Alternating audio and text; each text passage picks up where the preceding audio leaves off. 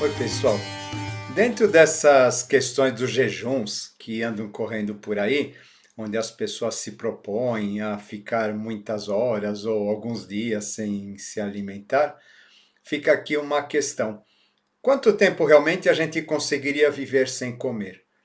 E a gente vai descobrir que o corpo humano ele tem uma capacidade de viver muitos dias sem comer, até que ele entre num estado realmente de fraqueza que o levará à morte. Agora, em relação à água, nós já percebemos que esse tempo diminui muito. Quanto tempo um corpo aguentaria sem água? A gente percebe então que esse tempo de sobrevivência, ou esse tempo que o organismo leva para começar a se debilitar de uma maneira muito intensa, acaba diminuindo drasticamente. E quanto tempo nós conseguimos viver sem respirar? A gente percebe então que isso não passa de alguns minutos, o que acaba nos dizendo que o ar, então, é o nosso principal alimento. Agora, assim como a gente estuda a questão dos líquidos a serem ingeridos, a questão dos alimentos a serem ingeridos, a gente muito pouco se preocupa em relação à questão do ar, a não ser talvez a qualidade do ar, em procurar viver num ambiente menos poluído, etc. Mas e a questão da respiração, como que ela fica?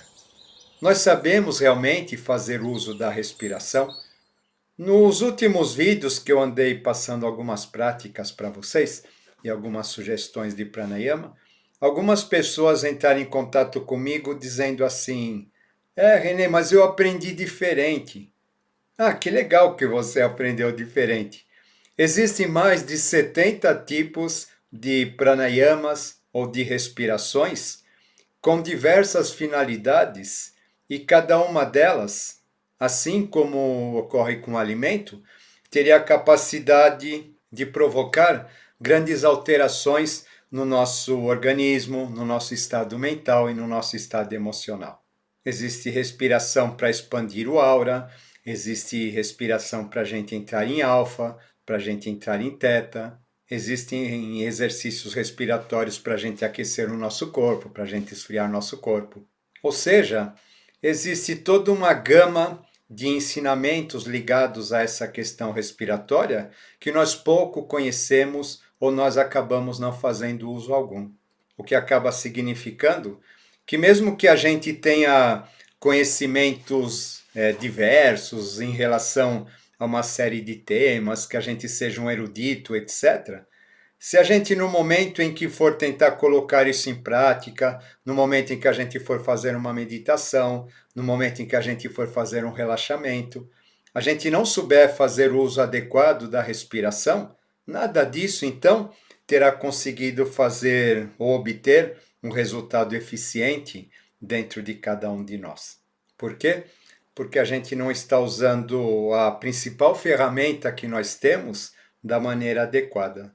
Nós não estamos sabendo fazer o nosso corpo entrar em perfeita sintonia com aquilo que é a nossa mente, com aquilo que é a nossa emoção está nos propondo para que a gente possa vivê-las em termos de consciência.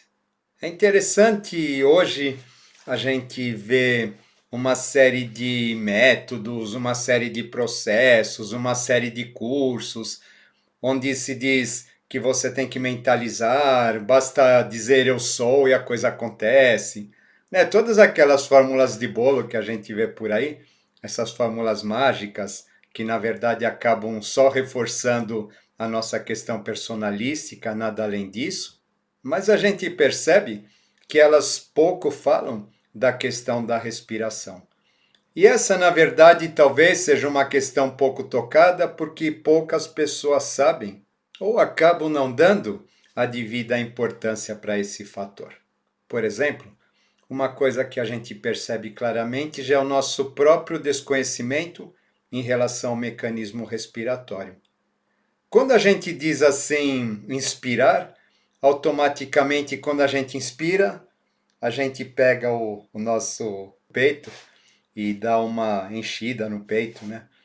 O que acaba fazendo com que, né, na verdade, a gente já começa respirando errado.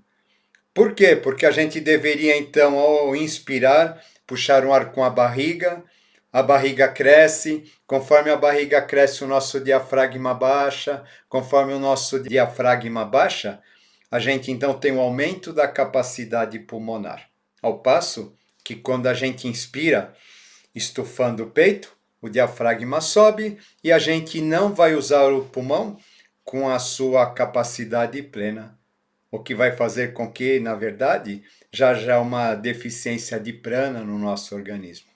Esse acaba sendo o primeiro passo, inspirar, reter e expirar, conforme a gente veio falando nos nossos vídeos, eles precisam acompanhar esse movimento.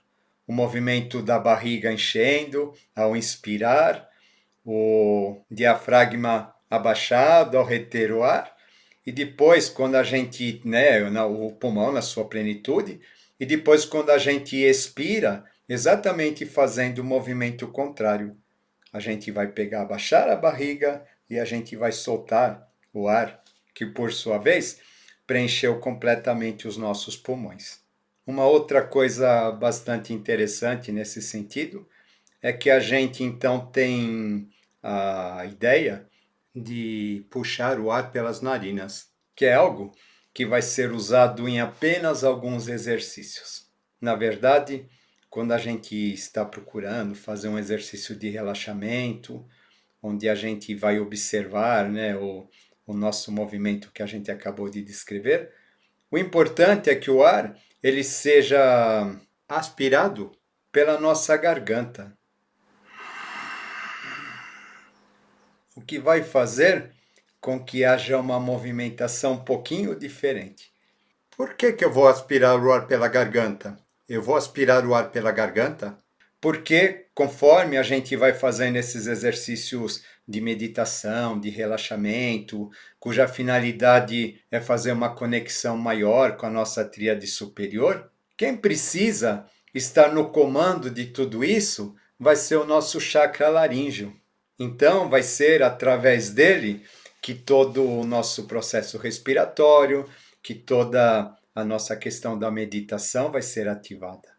Por quê? Porque esse chakra, conforme a gente já viu, é a sede da mente abstrata, e é a mente abstrata que vai fazer a ponte ou vai fazer a conexão com a nossa tríade superior. Ou seja, estufou o peito, respirou pelo nariz, está fora. É importante que a gente compreenda que existe uma imensa diferença de resultados quando a gente executa a nossa respiração corretamente. Mas, em hipótese alguma, isso significa que a gente tenha que respirar pela boca. Essa questão da respiração, quando a gente usa a garganta para sugar o ar, ela possui também uma outra finalidade. Por quê? Porque quando a gente vai fazer uma mentalização dos chakras, o que vai acontecer é que a gente vai aspirar o ar pela garganta, conforme eu disse, vai direcionar esse ar até o nosso chakra e a gente vai imaginar que nós estamos respirando pelo nosso chakra. A gente vai procurar sentir, então, o prana entrando e saindo. E a gente vai perceber, no momento certo, que quando a gente consegue fazer isso, o chakra ele apresenta como se fosse uma membrana pequenininha, semelhante a de um pandeiro, um tamborzinho, que vai começar a vibrar a partir do momento em que nós estamos dirigindo a nossa respiração corretamente para esse ponto. Ou seja, não basta eu simplesmente mentalizar o chakra. É importante então que eu direcione essa energia, que eu direcione esse prana, essa respiração para aquele ponto e o perceba como centro principal desse movimento respiratório. Vocês percebem que quando a gente então está preocupado em manter a respiração pelo nariz, esse tipo de exercício acaba ficando impossível. Agora, quando a gente faz esse direcionamento correto, vocês percebem que a gente consegue com mais facilidade, sim, mentalizar esses pontos. Em relação aos chakras, é bastante interessante também que as pessoas elas ficam tão preocupadas em mentalizar aquelas letrinhas sânscritas, aqueles símbolos, aquelas coisas todas que tem dentro dos chakras, que elas acabam se esquecendo dos próprios chakras. Antigamente, e antes de mais nada, era importante que a gente procurasse perceber esse ponto como sendo um ponto luminoso e fizéssemos esse exercício de respiração para que a gente pudesse entrar em contato com ele. O que acaba sendo muito diferente da gente ficar mentalizando o número de pétalas e símbolos e coisas desse tipo. Só aí, depois então que a gente já está familiarizado com esses centros de força, a gente iria então acrescentando esses outros dados, das cores, dos números de pétalas, dos símbolos e etc. Com a finalidade de ativar mais a nossa mente, para que ela, de uma certa forma, atinja a sua capacidade plena, que ela dê uma bugada, e a partir do momento então que a nossa mente ela dá essa bugada, a gente teria então condições de entrar em outros estados de percepção, em outros planos de existência, em outros planos ligados a conhecimento, consciência e etc. Vocês percebem o quanto a respiração ela é importante em todos os nossos exercícios de mentalização, em todas as nossas atividades ou os nossos experimentos, onde a gente procura ter uma vivenciação espiritual mais profunda. Até porque é interessante que enquanto nós estamos pensando no nosso processo respiratório, a gente acaba se esquecendo da gente mesmo. A gente está tão focado dentro disso que as outras questões elas vão desaparecendo.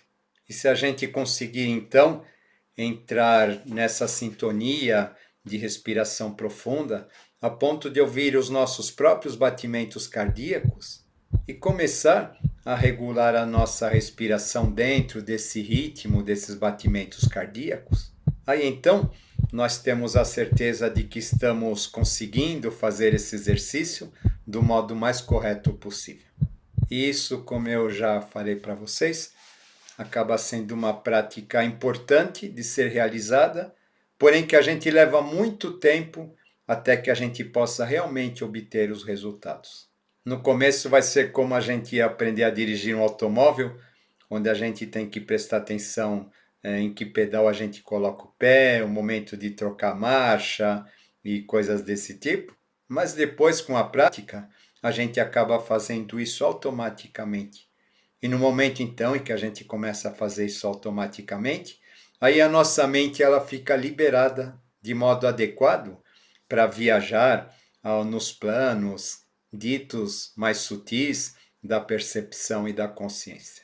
Uma outra questão bastante interessante que acompanha também a nossa experiência respiratória, ela vai ocorrer quando existe algum mantra, quando existe algum som vocálico a ser entoado no momento dessa respiração. Por exemplo, quando eu digo OM, que é o som vocálico talvez mais conhecido por todos, esse som vocálico ele deve ser pronunciado no momento em que nós expiramos o ar. Por quê? Porque quando a gente está com os pulmões cheios, o nosso aura ele expande e é a partir desse momento então que começa a entoação dos mantras ou dos sons vocálicos. Pois nesse momento estamos vibrando do modo positivo. E eles devem ser entoados lentamente conforme nós vamos esvaziando os nossos pulmões. Se possível, pronunciando letra por letra. Por exemplo, Om.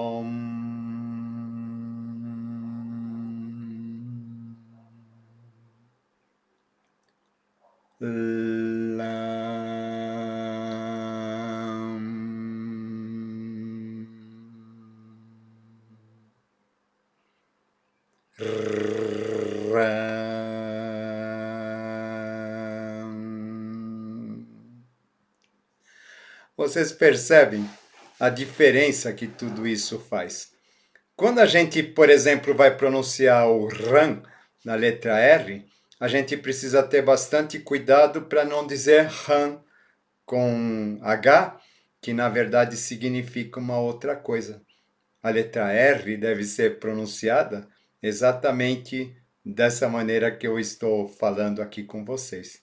E não como o R que nós normalmente usamos, que na verdade acaba tendo um som muito parecido com H aspirado. Percebam o quanto esse conjunto ele acaba sendo muito valioso e ele é muito usado no Hatha Yoga, que aliás é uma prática muito interessante, porque através dela a gente aprende então a coordenar os nossos movimentos com a respiração. Todas as vezes que eu vou fazer um esforço, eu inspiro, e todas as vezes que eu cesso esse esforço, eu expiro. Eu levanto o braço, eu inspiro. Eu abaixo o braço, eu expiro. Eu levanto a perna, eu inspiro. Eu abaixo a perna, eu expiro. Eu levanto o corpo, eu inspiro. Eu abaixo o corpo, eu expiro. A gente vai usando a energia do prana para fazer o movimento que a gente necessita. O que acaba fazendo não só com que a gente tenha um menor esforço para realizar essas atividades, como também acaba favorecendo intensamente a nossa saúde. Porque, como eu já disse anteriormente, o nosso corpo é como um instrumento musical que precisa ser corretamente tocado para que a gente dele possa extrair toda a capacidade que ele possui de nos conectar com os planos sutis, de nos conectar com aquilo que nós chamamos espiritualidade, de nos conectar com aquilo que nós chamamos divindade. Caso contrário, nós não passaremos de crianças fazendo barulho em contato com um instrumento musical qualquer. Nós não estaremos conseguindo extrair do nosso corpo a sua verdadeira capacidade e a sua verdadeira finalidade. Ou seja, desde o momento então que eu me proponho a fazer um exercício, até a maneira como eu conduzo a minha respiração durante todo o decorrer desse exercício, isso sim é que vai fazer com que haja a diferença entre haver conseguido fazer o exercício ou talvez a gente ter feito apenas um ensaio, a gente ter feito apenas uma tentativa. Mas se a gente não tomar todos esses cuidados, a gente dificilmente vai saber ou vai perceber toda a finalidade e toda a proposta que esse exercício realmente pretendia nos ensinar, qual a sua verdadeira finalidade, para que a gente, através dele, tivesse a capacidade de aprender algo novo, a capacidade de expandir as nossas vibrações, talvez, e até mesmo, sutilizando os nossos veículos, temos a capacidade de subir mais um degrauzinho em termos de consciência. Isso é algo que pouco se fala ou quase ninguém fala.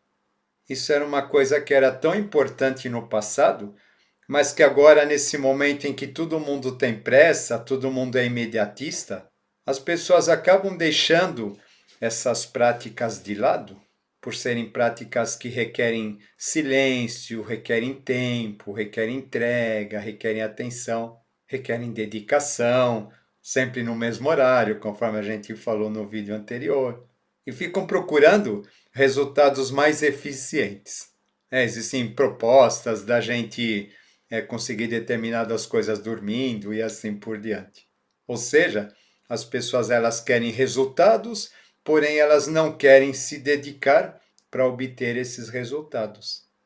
A gente volta então para aquela ideia do instrumento musical, que é necessário que a gente passe muito tempo aprendendo teoria, aprendendo a lidar com aquele instrumento, até que a gente se torne um exímio instrumentista, um exímio músico.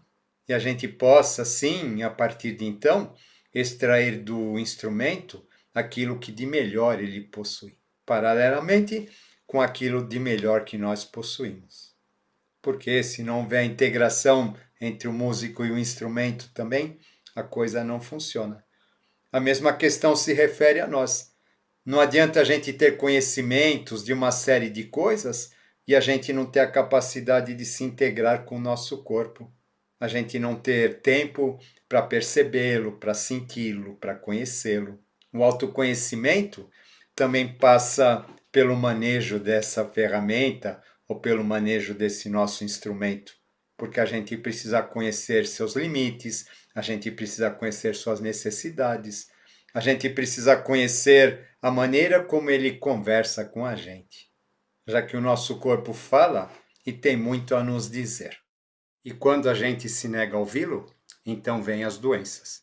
Os Rosacruzes, eles têm uma visão bastante interessante em relação a tudo isso, porque eles consideram a inteligência que vivifica o nosso corpo como sendo algo superior, que na verdade é. Ou seja, a gente não pensa, eu vou fazer com que meu coração bata, o coração ele bate automaticamente, eu não vou fazer com que meu cérebro atue e assim por diante, que o pulmão respire.